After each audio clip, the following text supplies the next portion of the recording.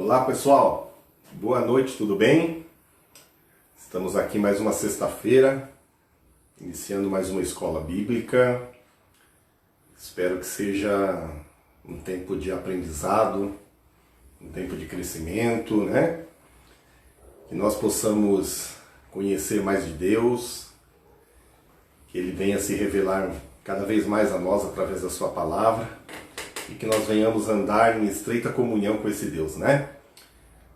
Nosso propósito é que a gente venha crescer na graça, no conhecimento do Senhor com essas aulas, com esses estudos, para que a gente viva melhor, de maneira mais apropriada, a palavra, o Evangelho, desfrute da boa, perfeita, agradável vontade de Deus, não é isso, pessoal? Quero agradecer você que já chegou, te incentivar aí, te encorajar a convidar mais alguém, a compartilhar. A gente vai passar alguns minutos aí estudando.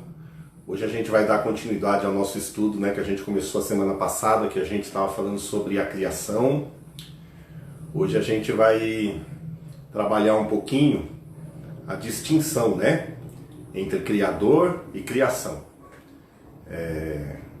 Para não ficar nenhuma dúvida, né? Que às vezes a gente adora a criação e não o Criador.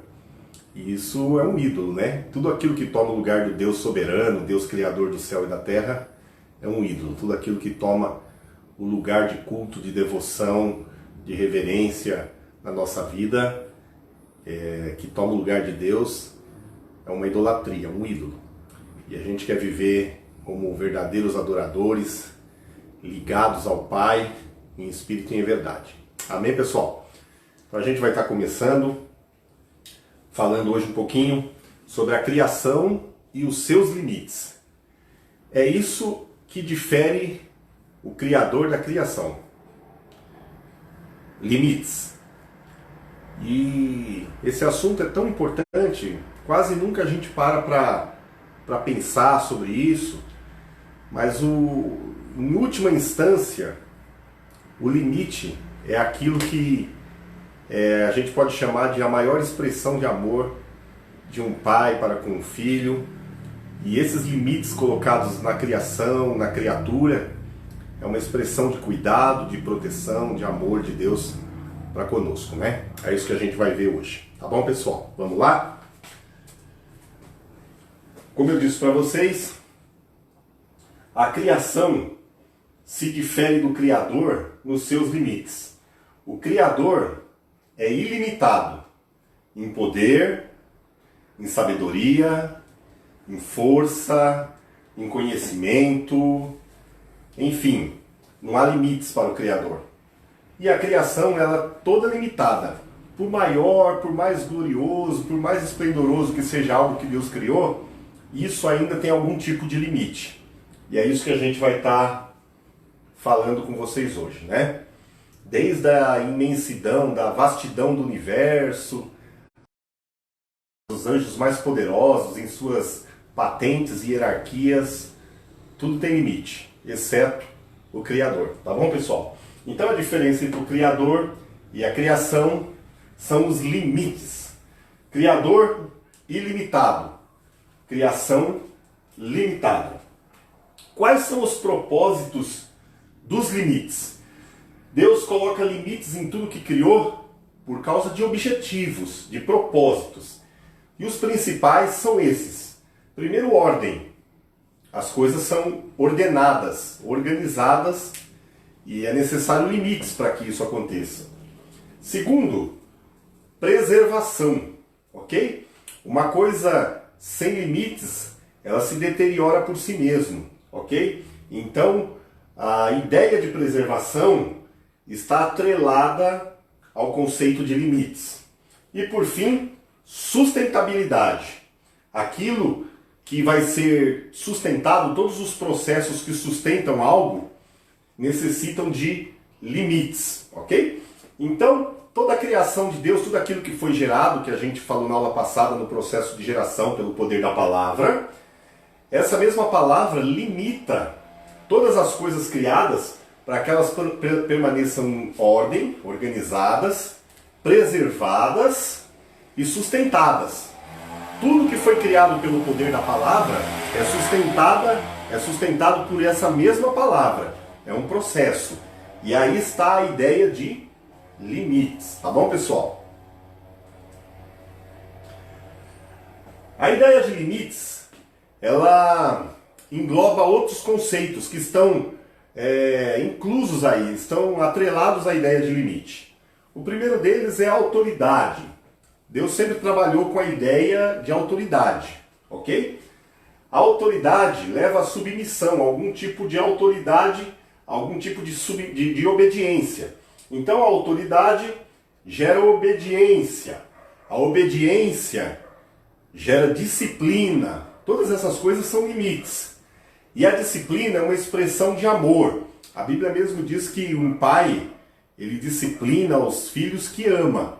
Quem não tem disciplina é bastardo, não tem filiação, ok? Então, em primeira instância, a disciplina é uma expressão de amor.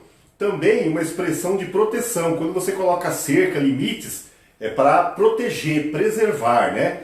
Você que tem criança pequena, a criança começa a engatinhar, dar os primeiros passos, você coloca ela num cercadinho, não é? Por quê? Coloca dentro daquele andadorzinho e aquilo é um limite que você coloca aquela criança naquela fase e aquele limite é a sua proteção, para não cair, enfim, né? Então, o limite também traz a ideia de proteção. O limite também traz a ideia de honra. Quando nós honramos alguém está dentro de um limite acima do nosso. A honra, a Bíblia diz que é um conceito dos mais importantes, porque aquele que honra alguma autoridade, que está submisso em honra a alguma autoridade, ele tem vida longeva, tem longevidade. A Bíblia diz que isso é o primeiro mandamento com promessa, honrar pai e mãe para viver muitos anos sobre a terra. De limite, percebe-se nela o conceito de honra, de longevidade e, em última instância, todos esses conceitos aqui que estão atrelados a limites nos levam à felicidade. O ser humano que não tem limite, ele não é feliz. O conceito de limite está diretamente ligado à felicidade. Quando alguém não tem nenhum tipo de rédea, ele se sente abandonado, desprezado, ok? O limite que traz a ideia de proteção, de disciplina, de amor, de honra, é o mesmo limite que traz a ideia de amor, de ser amado, de ser querido, ok? De ser desejado. Então, a felicidade está intimamente ligada ao conceito de limites. Filhos sem limites são filhos infelizes, né? Você pode estudar um pouquinho isso. Toda criança que não tem limite, ele cresce infeliz, ok? Então, basicamente, essa é a introdução para a nossa aula hoje. Como eu disse para vocês, a ideia de limite, ela está em toda a criação de Deus. E nós vamos começar falando disso naquilo que é maior, que a gente, quando fecha os olhos, não consegue ver fim, na imensidão que é o universo, né? com bilhões de planetas, galáxias, berços de estrelas, enfim. Mas até esse vasto universo, que para nós é algo infinito, tem limite, ok? E é isso que a gente vai estar vendo agora um pouquinho. Quando a gente vai lá no comecinho, em Gênesis, no capítulo 1, no versículo 6, fala quando Deus coloca o firmamento entre as águas, no meio das águas, separando águas e águas. E esse firmamento que se estende, águas que vão ficar em cima e águas que vão ficar embaixo. Essa é a expressão usada lá, ok? Então a gente vai entender que há águas no trono de Deus, lá vamos dividir daqui a pouquinho, eu vou explicar para vocês esse nosso vasto universo em 3 céus, né?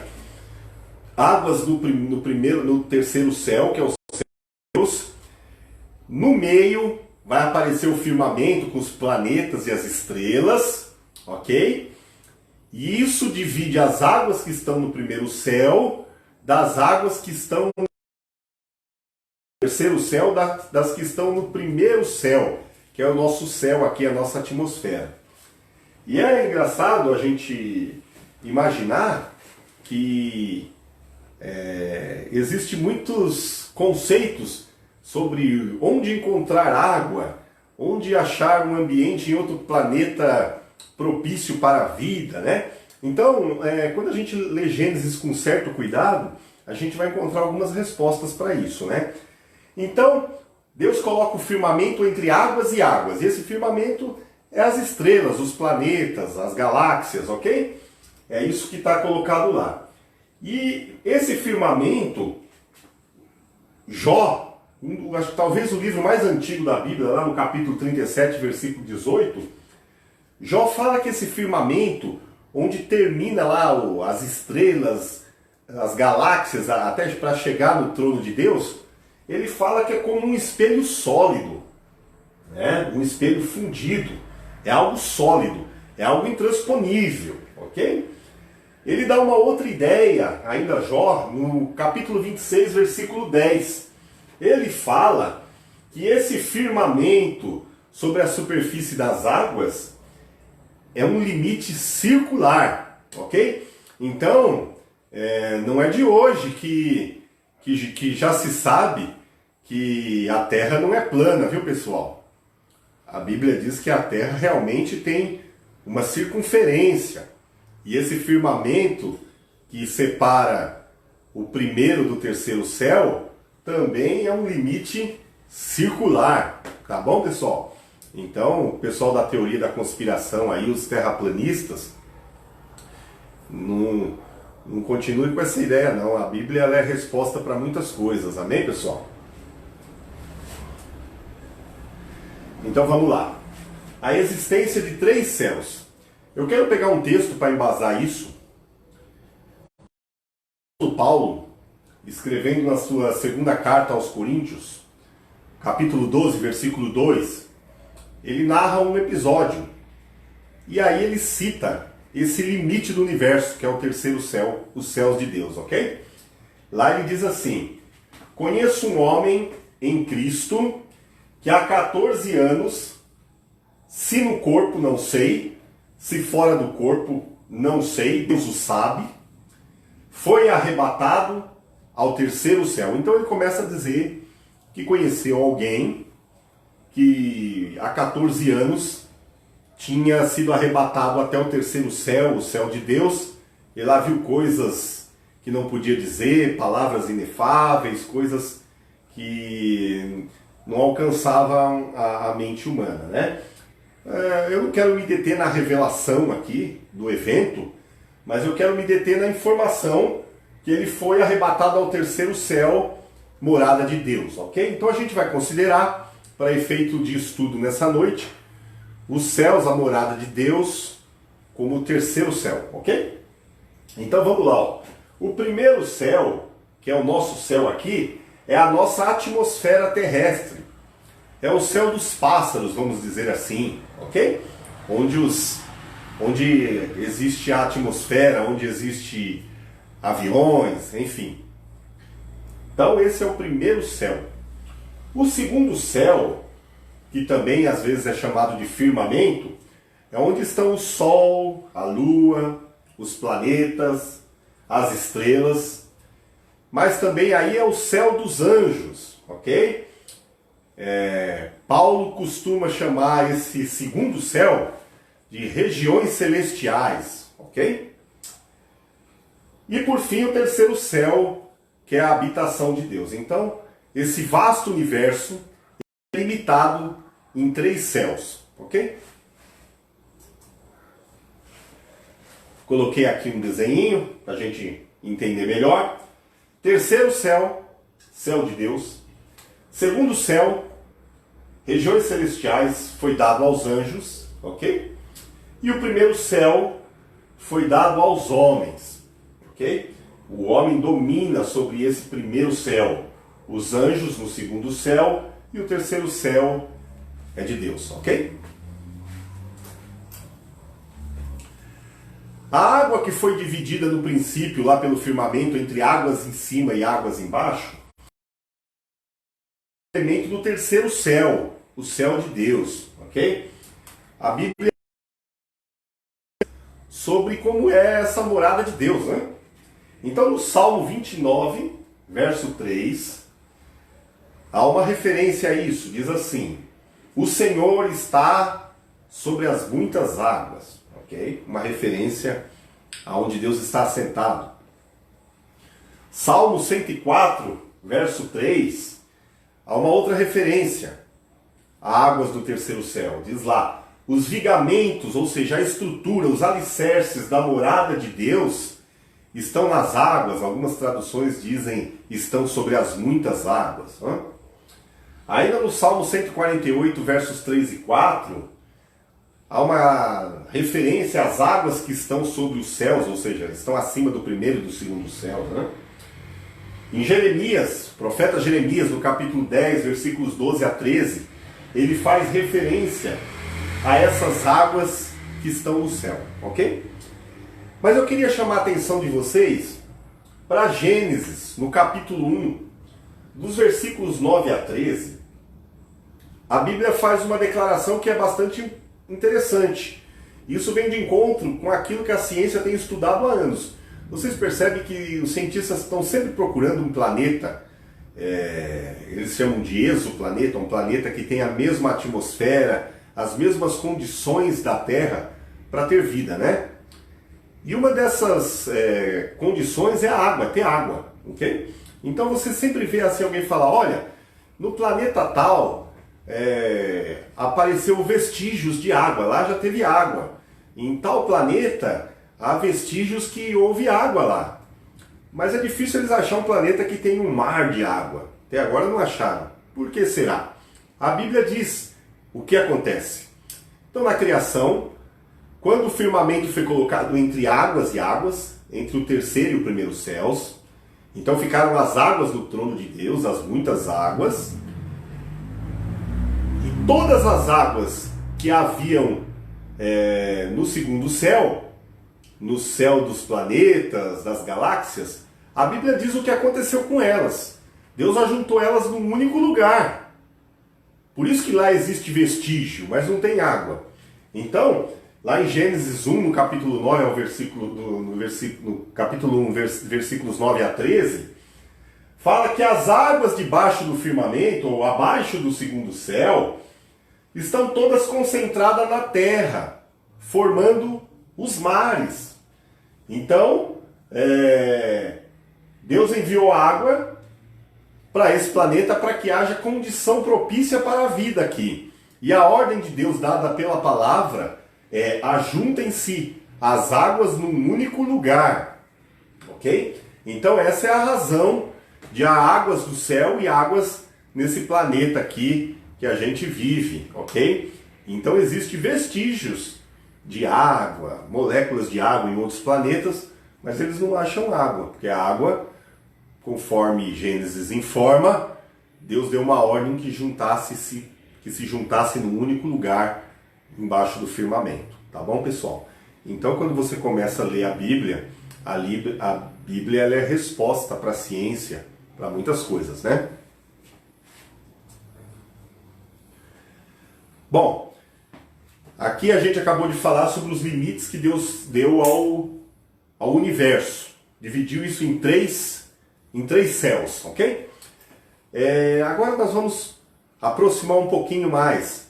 Vamos falar do segundo céu para cá, tá bom, pessoal? Então a gente vai falar dos limites que Deus colocou ao nosso sistema solar, ok? Lá em Gênesis, no capítulo 1, no versículo 14, está definido da seguinte forma como aconteceu isso. E disse Deus: haja luminares na expansão dos céus, para haver separação entre o dia e a noite, e sejam eles para sinais e para tempos determinados, e para dias e anos. Então, os planetas, o sistema solar, ele foi preparado de tal forma que houvesse aqui na Terra Sol, dia, estações. E é muito importante você entender esses limites que foram dados ao Sol, à Lua, às estrelas, porque eles têm sempre ciclos periódicos, eles têm distâncias que eles percorrem e eles se mantêm afastados desse planeta e em relação ao outro numa determinada constância que é uma obra perfeita, é uma obra maravilhosa. Você sabe que se a Lua se aproximar um pouquinho mais da distância que ela orbita em relação à Terra, as marés seriam tão altas que a gente morreria inundado, ok? Se o Sol se aproximasse um pouquinho mais do que ele está em relação à Terra, nós seríamos consumidos, torrados, né? Então a Lua, o Sol, eles estão há milhares de anos, há muitos anos, desde a antiguidade, orbitando em volta da Terra, numa distância constante e precisa, limites que Deus colocou. Os planetas que de tempo em tempo visitam a Terra, de ano em ano, os cometas, todos eles têm todo um ciclo que propicia ter estações, que propicia ter calor, frio, temperaturas amenas, ter chuvas, ter períodos de estiagem, ter plantio, ter colheita. Tudo isso só é possível porque existe uma ordenação precisa, justa, do nosso sistema solar. Tá bom, pessoal? Então, existe uma obra maravilhosa de um grande arquiteto, de um grande engenheiro, que fez isso de uma maneira tão sábia que a nossa mente não consegue alcançar. Até hoje se estuda como que esses planetas, em seus movimentos orquestrados, harmoniosos, influenciam, né, em tantas circunstâncias do nosso dia a dia, né? Então cada dia vai se descobrindo coisas novas e isso é maravilhoso. A Bíblia diz que toda a criação manifesta a glória, o poder, a grandeza desse Criador, desse nosso Deus. Tá bom, pessoal? Então, além dos limites colocados ao universo, a gente restringindo mais o nosso estudo, nós percebemos que há limites muito precisos e restritos para o nosso sistema solar. E isso é que possibilita a vida. Ok, pessoal?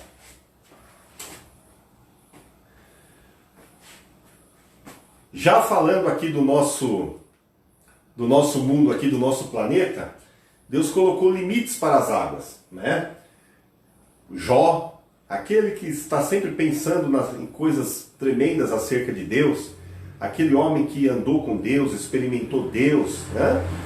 Em momentos bons, em momentos de provação, ele questiona Deus sobre o limite das águas. E ele fica maravilhado como Deus coloca limites que diz assim, ó, até o mar, até tal lugar chega, até tal lugar avança, dali não passa. Então é maravilhoso isso. Jeremias, o profeta Jeremias também, ele se debruça sobre o tema e fica pensando nisso lá em Jeremias, no capítulo 5, versículo 22. Ele fala desses limites que Deus coloca às águas, né? Também, além das águas, aqui no nosso planeta aqui, Deus colocou limites aos animais e às aves, né? Lá em Gênesis, no capítulo 1, versículos 20 a 23, Deus cria a vida animal nas águas, né? E coloca as aves para voarem no céu. E aqui eu queria parar um pouquinho para falar um pouquinho da relação que existe entre desenho e propósito dentro de cada limite. Tudo que Deus desenhou tem um propósito. Se você depois tiver um certo tempo, entra no Google aí pesquisa sobre a teoria do design inteligente. A ciência tem avançado de tal forma e tem descoberto que toda a criação, o designer, quem criou, quem desenhou tudo com propósito. Nada é acaso, nada é impensado. Tudo é ajustado entre o que foi desenhado e aquilo que se propõe a ser, ok? Então vamos falar um pouquinho dentro desses limites para os animais e para as aves, da relação que há entre desenho e propósito, né? Por exemplo, as aves foram desenhadas com asas. Por quê? O propósito é que elas voassem. Os peixes não têm asa, não foram desenhados com asa. Eles têm um outro desenho interno e externo que possibilita eles viverem nas águas, nadarem, não morrerem sem ar, não é? Enquanto nadam, enquanto mergulham. Então existe um desenho que aponta para o propósito. Isso vale para todas as esferas da criação. O homem e a mulher, o homem é mais forte na parte do tronco para proteger, para cuidar, para cultivar. A mulher tem a parte, os membros inferiores mais fortes para gerar. Então toda a criação tem uma relação entre desenho e propósito, ok? Isso é muito importante. Então sempre que você se questionar sobre tal coisa, é natural ou antinatural, a resposta do que é um limite para certa coisa é o desenho em relação ao propósito. Tudo bem, pessoal? Então isso é um conceito que ele permeia toda a escritura, toda a história da criação, e ele está de maneira implícita, mas ele está ao longo de todas as páginas da escritura, o conceito de desenho e propósito, tá bom, pessoal? Deus também colocou limites na reprodução das espécies, né? Lá em Gênesis ainda, no capítulo 1, nos versículos 24 a 25, fala que cada espécie reproduz segundo ela mesma. Então, vaca produz vaca, cabra produz cabra, gente produz... Isso é muito importante, cada um reproduz segundo a sua espécie. Aqui também em Gênesis há uma outra resposta muito importante para sempre às vezes a gente faz em tom de brincadeira e pergunta assim: quem veio primeiro, o ovo ou a galinha? A Bíblia tem resposta para isso. A Bíblia diz que Deus primeiro criou uma espécie e colocou nessa espécie sementes para gerar segundo essa espécie. Então, segundo a Bíblia, veio primeiro a galinha, depois o ovo, tá bom, pessoal? Então a Gênesis explica que a galinha vem antes do ovo. Mas é um limite colocado na reprodução. Cada espécie gera segundo a sua espécie, tá bom? Agora a parte que nos interessa. Nós vamos falar um pouquinho da criação do homem e os seus limites, tá bom, pessoal? Deus criou o homem com um objetivo, que ele representasse a esse Deus tão grande e poderoso aqui nesse planeta. Então, lá em Gênesis 1 e 26, diz que a ideia original de Deus é que o homem fosse criado para governar, para dominar sobre essa terra. Então, o homem teria governo, teria autoridade delegada para comandar aqui, ok? A partir daí, então, no versículo 28, a terra passa a ser sujeita ao domínio desse homem, assim como todos os seres no céu, as aves, os répteis. Então, tudo aquilo que está no primeiro céu foi dado aos homens, está debaixo do domínio, do governo do homem, ok? Então, no Salmo 115, verso 16, há uma declaração aqui do salmista que diz: os céus são do Senhor, mas a terra ele deu aos filhos dos homens. Então a ideia de Deus é que o homem domine sobre peixes, plantas, répteis e aves. Tudo bem? Então você percebe que quando você vê um avião voando tão alto, um satélite e tudo mais, você percebe que Deus deu uma inteligência para o homem para dentro desse primeiro céu, desse céu atmosférico, ele ter domínio sobre todas as coisas, tá bom? Ainda falando sobre a criação do homem e seus limites, no capítulo 2, e versículos 16 a 17, mesmo o homem tendo domínio e governo sobre aquele jardim, sobre esse planeta, Deus colocou algumas restrições, alguns limites. Não existe autoridade ilimitada. Toda autoridade ela é submissa a uma outra autoridade. Como vimos agorinha, a autoridade, o governo que o homem recebe, ele é delegado.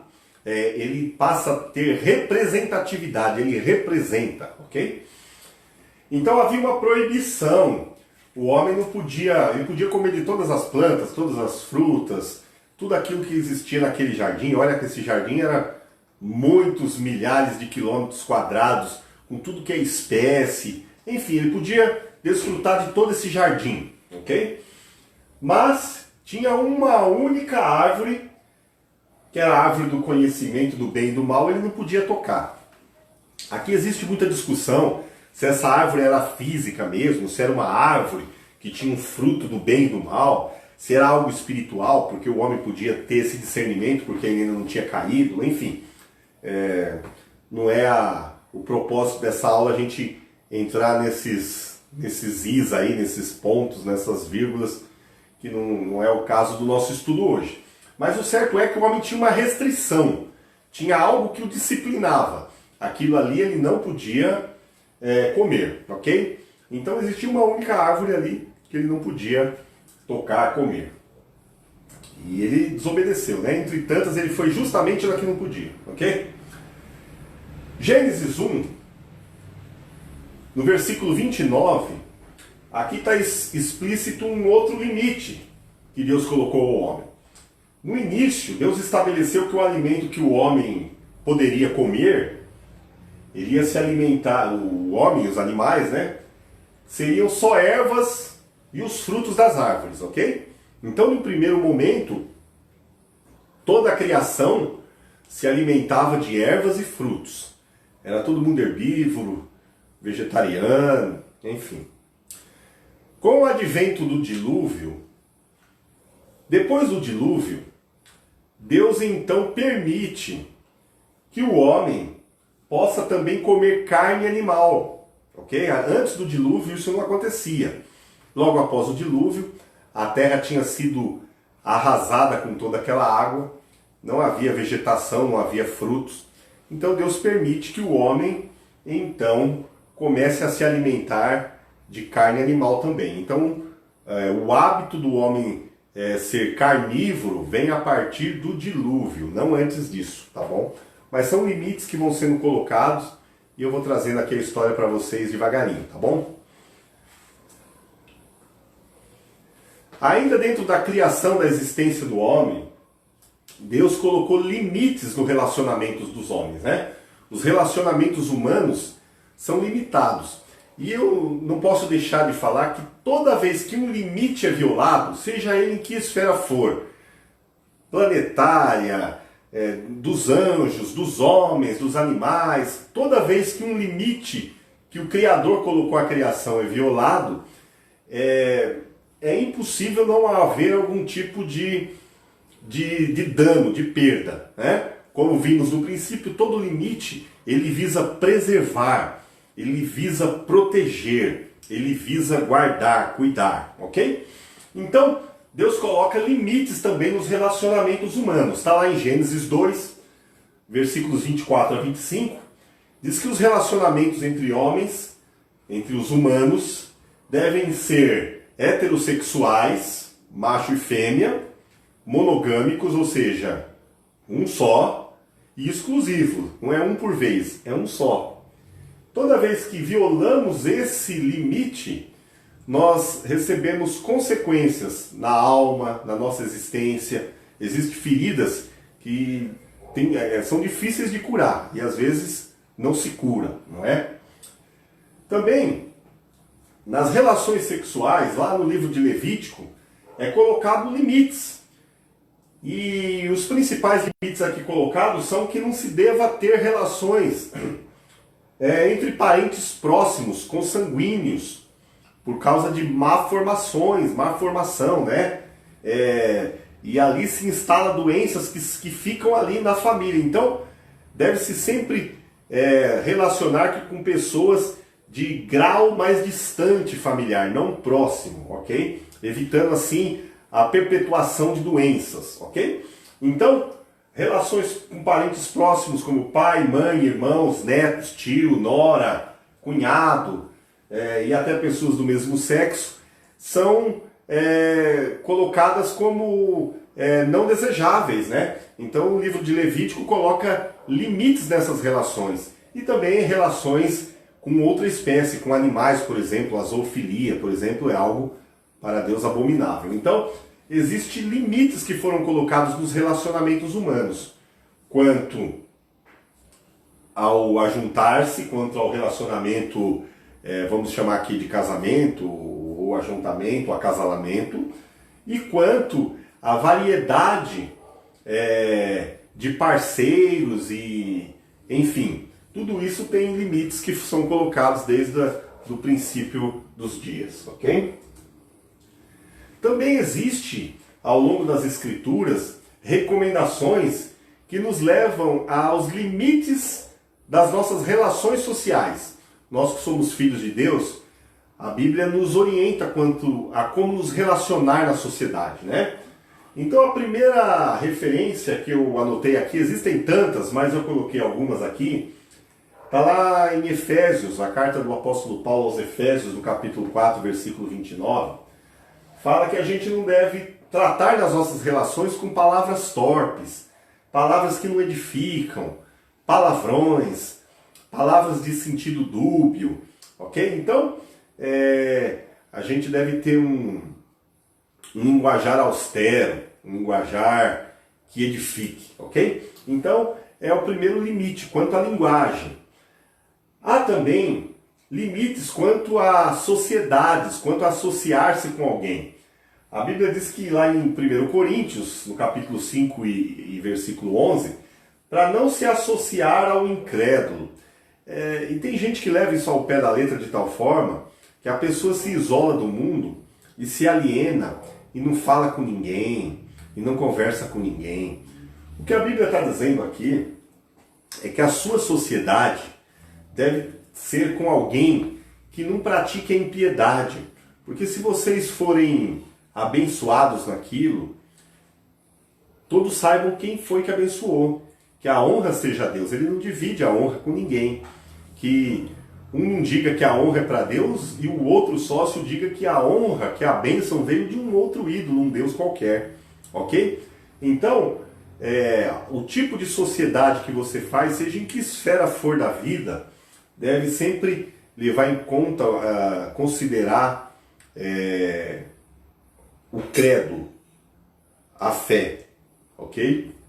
Mesmo que haja algum tipo de variação, mas que seja uma fé no Deus Todo-Poderoso Criador, tá bom? Uma outra recomendação, ainda na primeira carta de Paulo aos Coríntios, agora no capítulo 6, versículo 14, fala para a gente não se prender a julgo desigual, ok? E geralmente, quem lê esse texto apressadamente e carregado de conceitos e preconceitos, acha que um julgo desigual é só quando alguém nominalmente que se diz cristão se ajunta a alguém que não diga que é cristão, ok? Na verdade, o julgo desigual vai além disso. O julgo desigual é diferenças que fazem com que duas pessoas, ao andarem juntos, tenham incompatibilidades intelectuais, de fé, sociais, né? Eu sempre dou um exemplo aqui, alguém ultra mega estudado, aí casa-se com uma pessoa analfabeto, por exemplo, não desmerecendo ou desqualificando ninguém. O que acontece é que ao longo da vida, um vai começar a frequentar ambientes que o outro vai se sentir constrangido aí. Quando se sentar numa mesa, os assuntos que se giram numa mesa, um fica fora, não participa, é um mundo à parte, né? Fica marginalizado na relação. Então o julgo desigual é tudo aquilo que traz um peso grande na relação, na questão psicológica, na questão mental, na questão emocional, na questão financeira, na questão social, enfim, são muitos os itens que nós poderíamos citar aqui, que tudo isso tem um grande peso, né? Então a Bíblia dá alguns conselhos para que a gente viva feliz. Não andar segundo os conselhos dos ímpios, viu? Salmo 1, também ainda no Salmo 1, fala não se assentar à roda dos escarnecedores. Então tem gente que pega esse texto e não vai num aniversário de família, enfim, a pessoa se aliena do convívio, e isso aí não produz fruto nenhum, né? É uma falsa piedade, como diz o apóstolo Paulo. Aqui é você não ser guiado pela filosofia da impiedade do mundo. Aqui está falando, a roda do escarnecedor não é aquele que anda com você e não professa a mesma fé com você, não é isso. É aquele que escarnece, é aquele que tem uma raiz de impiedade dentro de si, que ele afronta a Deus e aqueles que servem a Deus. Fiquem com o convívio, mas não é que você não deva andar com o descrente, caminhar com o descrente, conviver com o descrente, ir na festa do teu parente, no aniversário, não é isso que a Bíblia está ensinando. A Bíblia não ensina a gente a se isolar. Se fosse assim, o nosso mestre Jesus, que dá o exemplo, ele andava entre os pecadores. E os religiosos da época o criticavam, falavam que ele era amigo dos beberrões, ok? Ele andava com essa gente. A questão não é com quem ele anda, é quem ele era. A nossa questão é a nossa posição, é o nosso posicionamento, é a nossa postura diante do mundo, diante da sociedade, diante do círculo familiar. É isso aí que a Bíblia se refere nesses textos aqui. Mas enfim, todas as relações sociais, Deus coloca limites. E esses limites vão trazer felicidade, bem-aventurança para aqueles que praticam e observam, ok?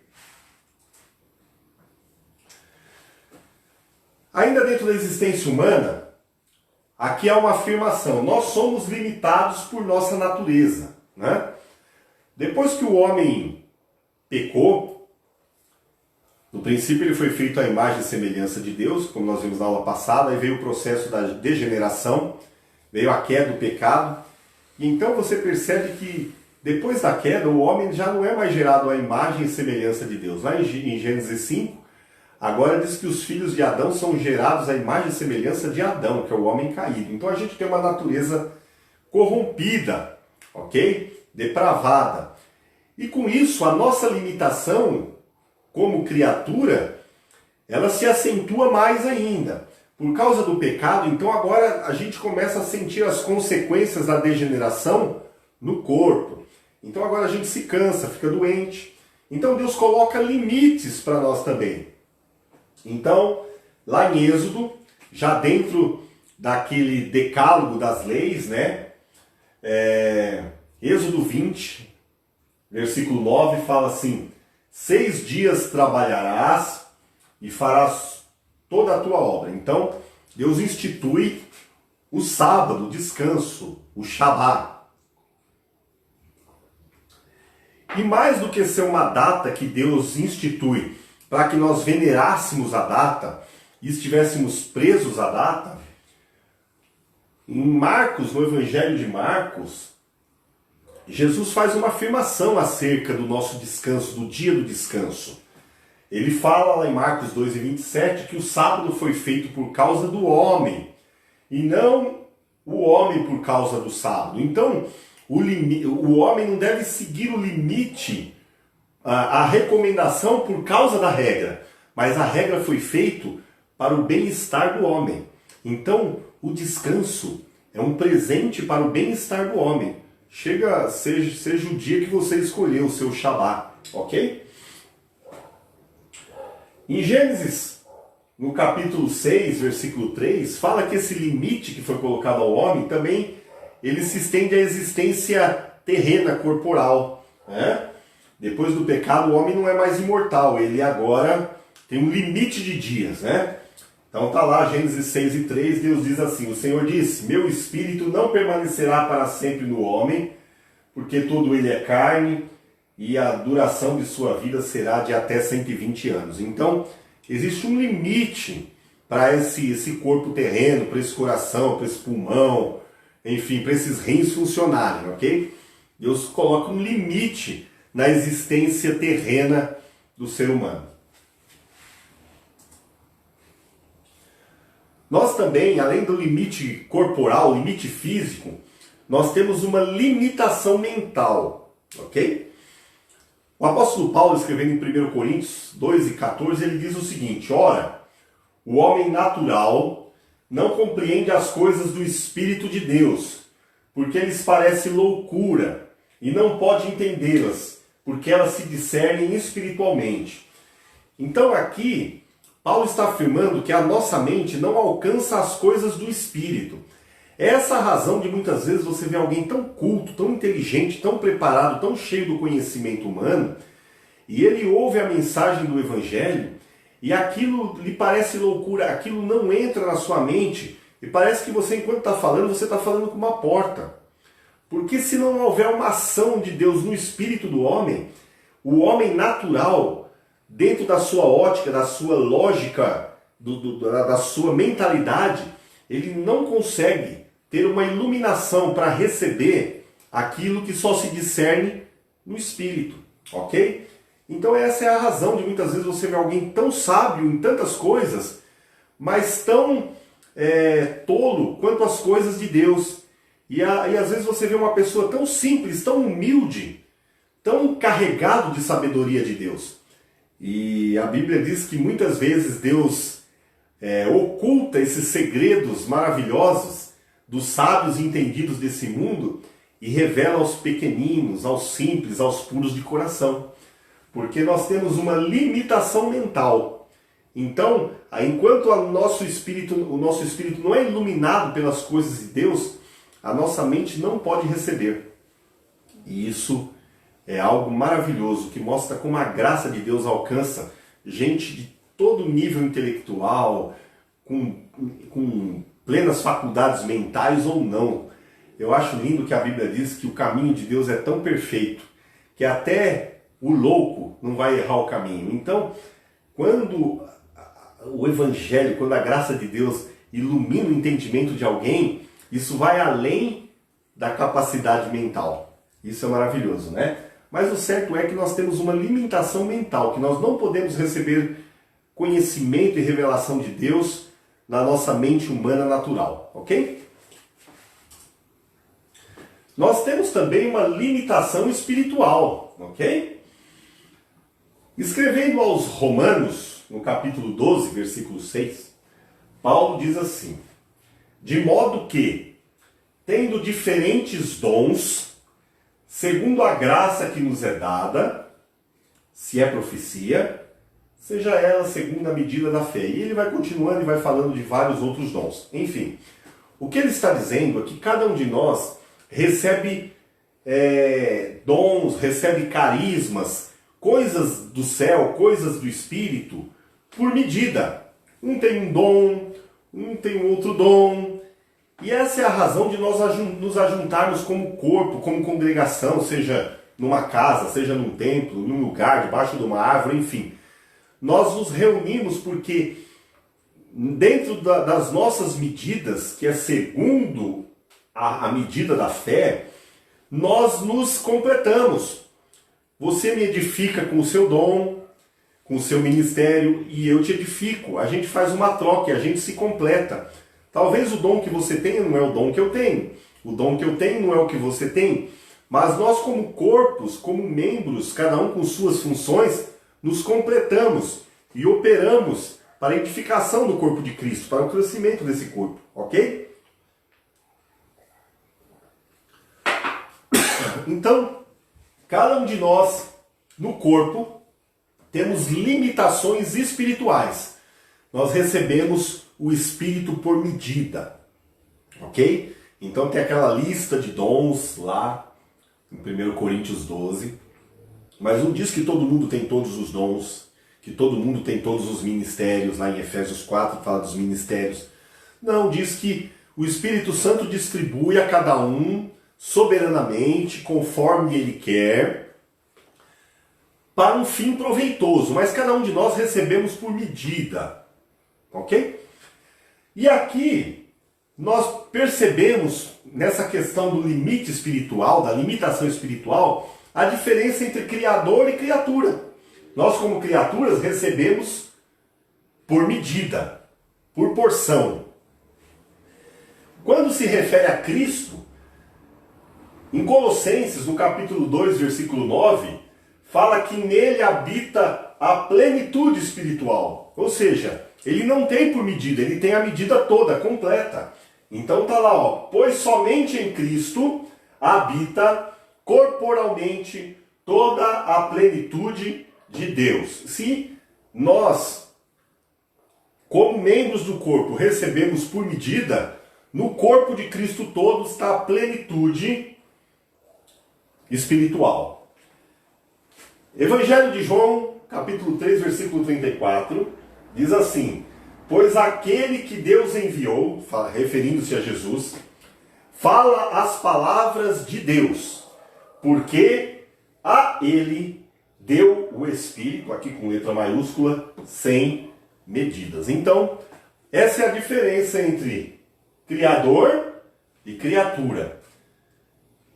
Criatura, limitação espiritual, medida. Criador, sem limite, sem medida. Ok? Agora, vamos falar um pouquinho sobre os limites aos anjos. Ok? Como eu disse para vocês, o segundo céu, ou regiões celestiais, foi dada aos anjos. É lá que estão potestades, principados, dominadores, enfim. Efésios, que é chamada a carta da igreja, a carta de guerra da igreja, há uma declaração lá em Efésios 6, versículo 12, que fala assim: porque não temos que lutar contra a carne e o sangue, mas sim contra os principados, contra as potestades, contra os príncipes das trevas deste século, contra as hostes espirituais da maldade dos lugares celestiais. Então, está falando que os anjos estão confinados, limitados nas regiões celestiais, no segundo céu. Esse céu foi dado aos anjos, esse é o habitat deles, né? A gente entender que a igreja, como corpo místico de Cristo, espiritual, a igreja invisível, esse corpo espiritual, eles também estão no segundo céu, aqui nas regiões celestiais também. Diz que a igreja está assentada em Cristo Jesus nas regiões celestiais. Em Efésios 1 e 3, fala que nós fomos abençoados com todas as bênçãos espirituais nas regiões celestiais. Então o lugar da bênção, o lugar em que fomos abençoados, os lugares das riquezas espirituais da igreja, é o mesmo lugar onde estão os anjos, as potestades. Então, a igreja não está assentada em Cristo num lugar morto, mas está numa zona de conflito, numa zona de guerra.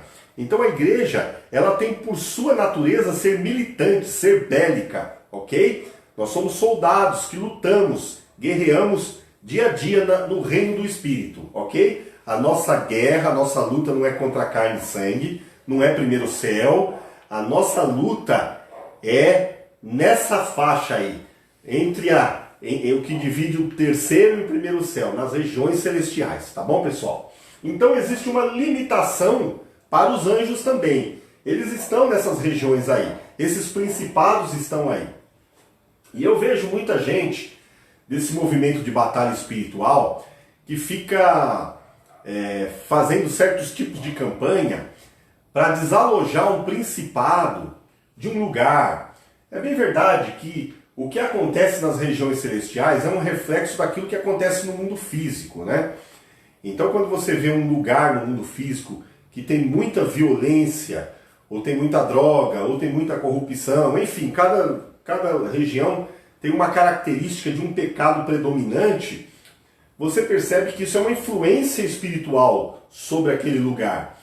Mas isso não significa que você vai desalojar aquele principado dali. A guerra, ela acontece no sentido de anular a atuação desse principado no lugar, ok? E às vezes esse principado tem tal poder, tal domínio sobre uma região, que ele se identifica daquilo de uma maneira visível. Quando a gente vai lá para o profeta Daniel, quando fala da sua oração, que 21 dias ele orou esperando uma resposta, ele estava na Pérsia e ele lutou contra o príncipe da Pérsia, nas regiões celestiais. Ou seja, era tal a identificação do principado com o reino físico, que é chamado de o príncipe da Pérsia, dá nome ao principado. Então existem regiões que existe realmente uma influência espiritual muito grande. Mas a luta da igreja não é desalojar o principado dali, é anular ele, porque existe uma lei de Deus e o limite que os anjos têm é esse, eles têm que estar ali. Lá em Apocalipse, no finalzinho, que a Bíblia fala que esses anjos, esses principados e potestades serão desalojados deste lugar e lançados na terra. Ainda não é o momento. Então existe uma limitação que foi ordenada por Deus, e dali eles não saem, ok? A igreja trabalha anulando a ação desses principados, ok, pessoal? Então existe uma limitação para os anjos também. Aqui um exemplo de limitação. Então percebam, os anjos estão no segundo céu, e ali eles têm que ficar. Mas a Bíblia conta uma história, e eu quero relatar aqui com vocês. Em Judas, lá no finalzinho, é um livro que não tem nem capítulo, né? Judas versos 6 e 7 tem uma narrativa. E isso era conhecido da igreja primitiva. Está escrito assim: aos anjos que não guardaram o seu principado, ou seja, um lugar no segundo céu. Aí depois fala, mas deixaram a sua própria habitação, ele os tem reservado em prisões eternas, na escuridão, para o juízo do grande dia, assim como Sodoma e Gomorra e as cidades circunvizinhas, que havendo se prostituído como aqueles anjos, e ido após outra carne, foram postas como exemplo, sofrendo a pena do fogo eterno. Do que está tratando esse texto? Ele é bem complexo. Aqui está falando que toda vez que um limite é violado, existe uma consequência. Então aqui a primeira coisa que se diz é que existem anjos que violaram um limite. Então a primeira coisa diz é que eles não guardaram o seu principado, ou seja, estão dizendo que eles saíram do segundo céu. E depois, diz que eles deixaram a sua própria habitação. E aqui eu queria parar um pouquinho com vocês que a habitação aqui, a palavra grega original desse texto, é essa aqui, ó, oiketerion. Não está falando que eles deixaram simplesmente o principado. Falaram que eles deixaram o seu corpo espiritual, a sua casa, oiketerion. Então fala que eles vão sofrer apenas, estão reservados em prisões para o dia do grande juízo. E aí diz que o que eles fizeram se assemelha ao que acontecia em Sodoma e Gomorra. Então diz que assim como Sodoma e Gomorra e as cidades circunvizinhas, que haviam se prostituído como aqueles anjos e ido após outra carne. Então está dizendo que assim como acontecia em Sodoma e Gomorra, que houveram relações sexuais ilícitas, diz que esses anjos, eles saíram do seu principado, não guardaram o seu corpo espiritual, fizeram a mesma coisa, eles foram após outra carne. Do que está se falando aqui? Isso é uma referência a Gênesis 6, que foi a causa do dilúvio. Quando fala que os filhos de Deus, aqui é um termo usado para se referir a anjos, foram atrás, se relacionaram com as filhas dos homens. Ok? E aqui muita gente fala que aqui se refere a uma relação entre os descendentes de Caim e os descendentes de Abel. Não, não tem nada a ver. Se você for para o original, a palavra lá é Néfilins. Ali, os filhos de Deus, que está na nossa tradução em português, a palavra é Néfilins, que fala os caídos. Está se referindo a anjos que saíram do seu principado. E quanto a isso, há uma narrativa impressionante em um livro que não é considerado um livro canônico, ele não está no cânon sagrado, é considerado um livro apócrifo, mas não porque o livro todo é perdido, por causa de uma ou outra incoerência em tradução, então os pais da igreja não colocaram no cânon sagrado, que é o livro de Enoque, que esse mesmo Judas cita para a igreja primitiva, era um livro que eles tinham acesso. E Enoque fala desses anjos que desceram no Monte Horebe.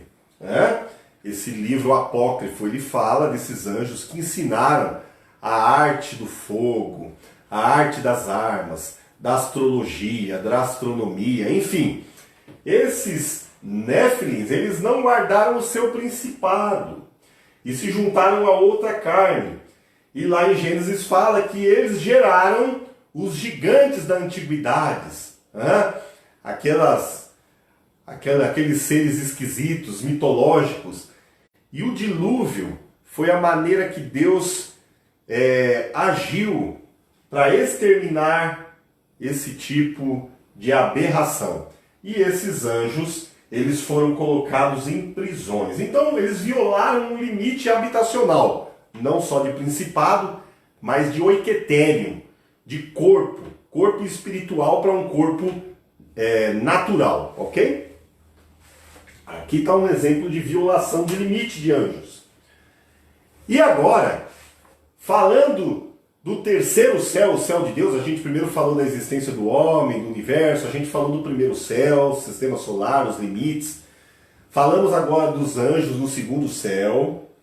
E importante dizer, antes da gente falar falando ainda de anjos, Satanás, queridos, ele é limitado em seu poder e em suas ações também, viu? Não só os anjos, Satanás também, o chefe deles, os querubins. Tem gente que pensa que Satanás tem um poder quase igual a Deus. E eles estão numa luta ali, do bem contra o mal, e Deus vence aos 48 minutos, já na prorrogação do segundo tempo ali, no sufoco. E não é isso que acontece, viu? Satanás já foi vencido, ele não tem esse poder. A Bíblia diz que ele é amarrado por um outro anjo, por uma outra criatura, não pelo Criador. Ok? E é impressionante, tem gente que acha que Satanás tem um poder equivalente a Deus e dá tanta ênfase a esse poder que ele tem. Ok? Não é todo esse poder. Maior é o que está conosco. Amém, gente? E é muito maior esse poder. O poder de Deus, ele é infinitamente, imensuravelmente maior do que o poder do diabo. O diabo não pode agir sem a permissão de Deus. Ele é limitado em suas ações. Vejam a história de Jó. Quando ele pediu para tocar em Jó, ele tocou na vida de Jó até onde Deus permitiu. Tocou nos bens, tocou no corpo, mas na alma Deus não permitiu. Então, não é um equilíbrio de forças não, viu? Satanás também é criatura, e como criatura é limitada. O Criador não, tá bom? Vamos então falar do terceiro céu, o céu de Deus. Falando desse Satanás aí, quando ele morava lá no céu de Deus, ele tentou violar um limite lá também. Está lá em Isaías 14, verso 13. Diz assim: E tu dizias no teu coração, eu subirei ao céu, terceiro céu, morada de Deus. Acima das estrelas de Deus, exaltarei o meu trono. Significa acima dos anjos, terceiro céu. No monte da congregação me assentarei ao lado do norte. Toda vez que fala do norte, está apontando para cima, os céus de Deus. Subirei sobre as alturas das nuvens, sobre as mais altas nuvens. Aqui nuvens se refere, nuvens geralmente é uma palavra alegórica para falar sobre anjos. E sereis semelhante ao Altíssimo. Então, Satanás usurpou ser igual a Deus, ser semelhante ao Altíssimo e sentar-se no trono de Deus. Uma violação. E ele foi jogado de lá para baixo, né? É o que a Bíblia diz. Ele foi expulso.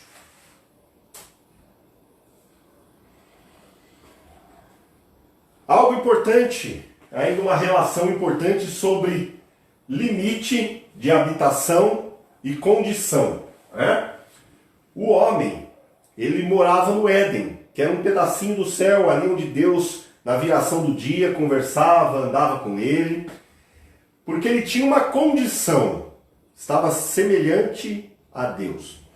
Então, eles participavam da mesma natureza, logo, no mesmo habitat. A condição determina o habitat. Então, quando o homem peca, Deus lançou eles fora do jardim do Éden, ok? Pecou, tinha que sair do lugar que representava o céu, porque a condição agora é incompatível com aquele habitat. Então o homem pecou, foi lançado fora do Éden. Lúcifer, Satanás, no seu orgulho, na sua soberba, pecou, foi expulso do céu. O homem pecou, foi expulso do Éden. Os demônios lá que nós citamos em Judas 6 e 7, deixaram o seu corpo natural, perderam o seu lugar no segundo céu e estão presos num abismo. É o que está escrito em Apocalipse. Então, a condição determina o ambiente. A Bíblia fala que o ímpio, ele não permanece na congregação dos justos, né? Tem gente que fica preocupado quando alguém está em determinada situação e fala, poxa, a pessoa está aqui no nosso meio e tal. Se a condição dele for de impiedade, ele não consegue permanecer lá. Ele vai arrumar alguma desculpa, algum pretexto, vai dizer que foi por causa disso, por causa daquilo, mas ele não consegue estar no ajuntamento, na Assembleia dos Santos, seja em que lugar for, porque a condição determina o habitat, ok? Para hoje era isso, pessoal. Eu espero ter conseguido passar para vocês a distinção entre Criador e criatura. E como esses limites, eles, de certa forma, nos direcionam naquilo que podemos, naquilo que alcançamos, para a gente viver plenamente a vontade de Deus e ser feliz. A gente pode entender que toda violação que acontece desorganiza algo e é fruto do pecado. Mas à medida que a nossa natureza é regenerada e somos alcançados por tão grande salvação de Deus, nós caminhamos no sentido contrário, de organizar, restaurar, restituir aquilo que foi perdido, aquilo que foi roubado. Que a nossa vida seja um exemplo daquilo que renasce, para os limites da honra, para os limites da obediência, para os limites que nos levam a experimentar esse Criador no seu cuidado, no seu amor para a nossa vida. Tá bom, pessoal? Se Deus permitir, na próxima sexta-feira, a gente vai começar uma série de estudos falando sobre a lei e a graça. De que maneira receber os limites da lei e a liberdade da graça. Como a gente vai se relacionar com isso. Então, se Deus permitir, na próxima sexta-feira a gente vai estar junto nesse mesmo horário aqui, para estar estudando e refletindo sobre isso. Se você tem algum comentário, alguma coisa, você pode colocar aí que a gente vai estar conversando, vai estar respondendo para você nos próximos momentos aí. Se você quiser curtir, compartilhar, se você quiser dar uma sugestão, nós estamos abertos. A gente quer fazer o melhor para que a gente seja edificado, a gente cresça em amor, cresça em graça, em conhecimento e se aperfeiçoe como corpo de Cristo. Tá bom, pessoal? Que você tenha uma sexta-feira abençoada, maravilhosa e que os sonhos de Deus te alcancem nessa noite. Que você tenha um sono reparador e que amanhã você possa levantar para viver um dia cheio de graça, de misericórdia do Senhor para a tua vida. Deus te abençoe. Tenham todos uma ótima noite.